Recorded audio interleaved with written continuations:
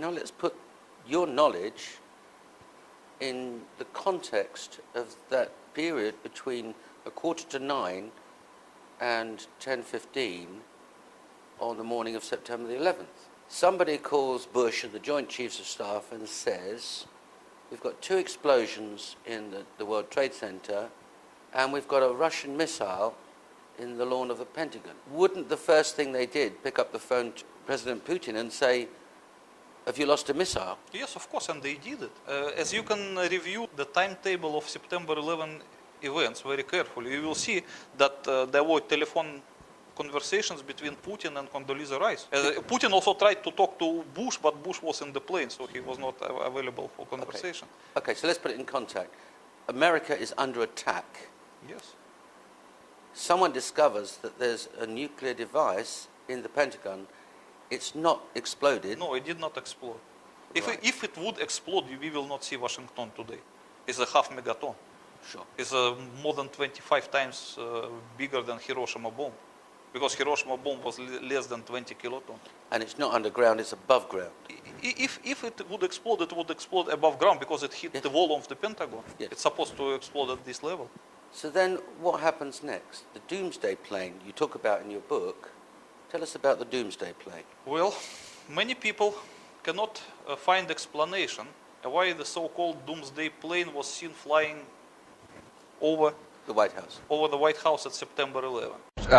Tom, thanks very much. We'll talk to you a little bit on now to one of the eeriest moments amid the carnage of 9/11. A mysterious plane was seen flying right over the president's residence. Even some CNN staffers saw it. To this day, it has never been officially explained. Tonight, Chief National Correspondent John King has new details about this great 9/11 mystery. Today, 6 years after 9/11, the mystery endures about just what happened in the skies over the White House that terrible day. A plane flew right over it. But why? And what was it? For conspiracy theorists, the image is a gold mine. Go back to that morning. Suddenly, an orderly evacuation of the White House turned hectic. In New York, the Twin Towers had collapsed. There was word of an explosion at the Pentagon. And then Secret Service warnings of another plane still on course for Washington. It appeared overhead just before 10 a.m., a 4-engine jet banking slowly in the nation's most off-limits airspace, on the White House grounds and the rooftop, a nervous scramble. About 10 minutes ago, there was a white jet circling overhead.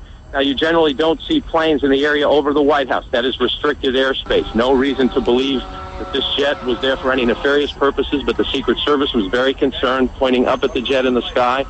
And still today, no one will offer an official explanation of what we saw.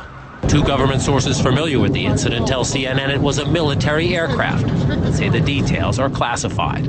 This comparison of the CNN video and an official Air Force photo suggests the mystery plane is among the military's most sensitive aircraft, an Air Force E-4B. Note the flag on the tail, the stripe around the fuselage, and the telltale bubble just behind the 747 cockpit area.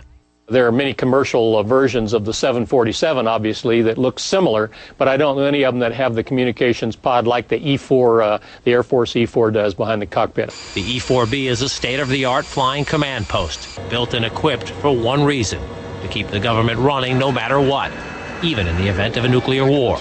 The reason it was nicknamed the Doomsday Plane during the Cold War. They exercise this type of thing all of the time, and they simply don't talk about it. So it doesn't surprise me that they are very closed-mouthed about it. Ask the Pentagon, and it insists this is not a military aircraft, and there is no mention of it in the official report of the 9/11 Commission. Commission co-chairman Lee Hamilton says he has a vague recollection of someone mentioning a mystery plane, but staffers who looked into it never raised it as a relevant issue. When you're conducting a major investigation, you get thousands of things that come at you. You can't possibly sort through them all.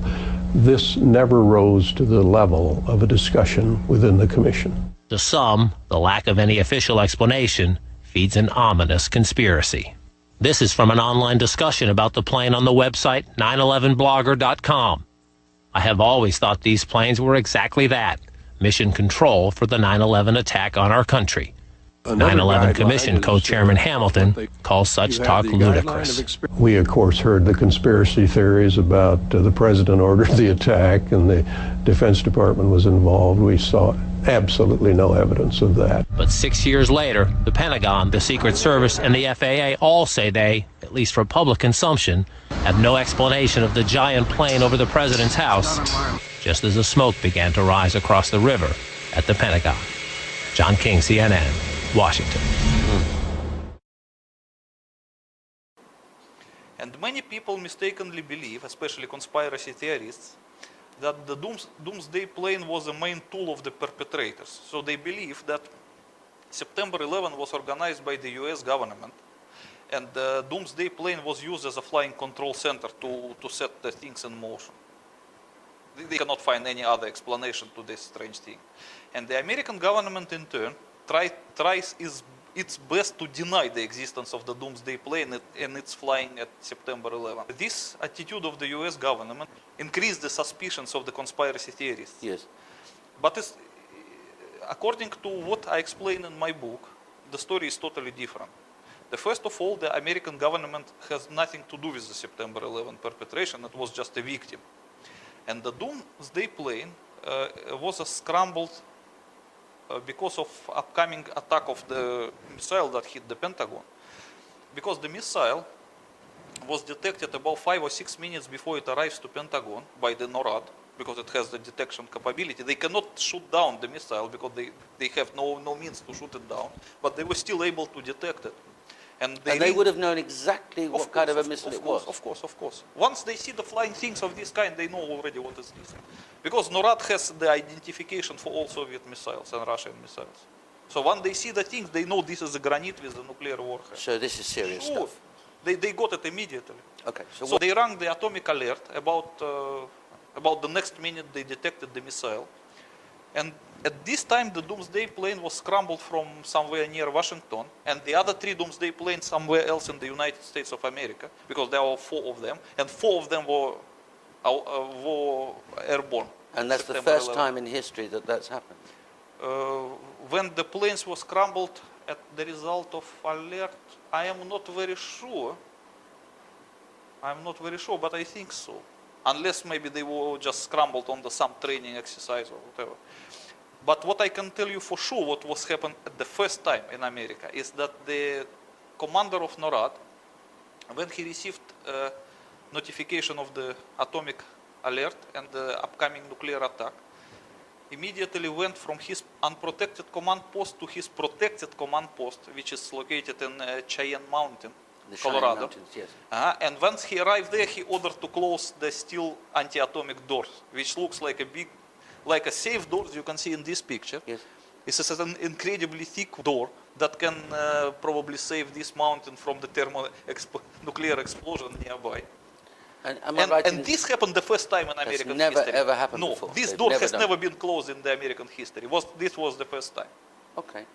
What happened to the command structure? The president, the vice president, the speaker? As everybody who researched the timetable of September 11 probably remembers, that president was in Florida delivering some speech in elementary school or whatever.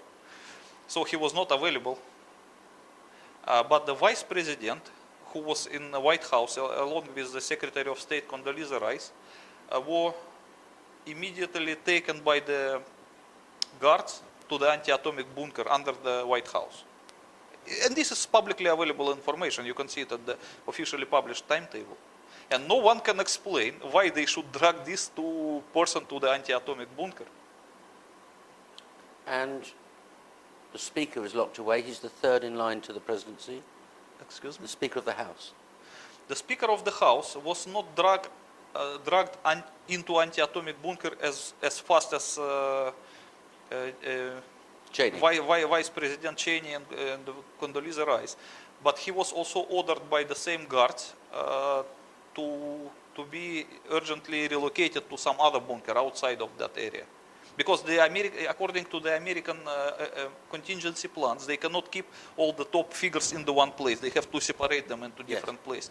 But as you look at the timetable, he would have no chance. Because the time they were trying to take him out, the granite already hit the wall of the Pentagon. It's supposed to produce a nuclear explosion. So probably only Cheney and Condoleezza Rice have chance to survive.